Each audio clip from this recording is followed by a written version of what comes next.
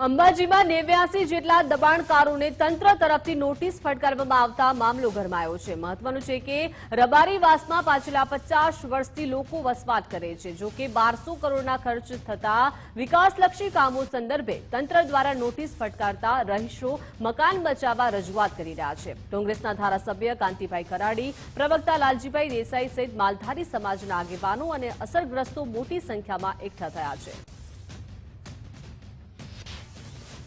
આવા માં અંબાના ધામમાં રહેનાર અને માં અંબાની સેવા કરનાર અહીંના સામાન્ય ગરીબ પરિવાર, મધ્યમ પરિવાર, આમ તો મોટા ભાગના ગરીબ પરિવારો કે જેનો આશરો એ લોકોએ 3-3, 4-4 પેઢીથી મહેનત મજૂરી કરીને ઊભો કરેલો આશરો આજે સરકાર નોટિસો આપીને એમ કે 5 દિવસમાં તમારા મકાનો પાડી દેશું, અને એ પણ શેના માટે કે વિકાસ કરવો છે।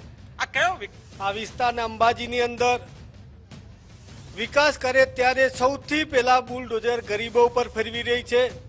એટલે જ નથી અટકતું, પશુપાલન ઉપર એમનો પણ અન્યાય કરી રહ્યો। સાથે સાથે સેન્સિટિવ ઝોનની અંદર વન વિભાગની અંદર વન્ય પ્રાણીઓ છે એ પણ એમ જ જો આજે જે તમે આ સ્થિતિ જોઈ રહ્યા છો, આ સ્થિતિ અમારામાં એટલી દર્દનાક છે કે અમારો વિનાશ થવા જઈ રહ્યો છે।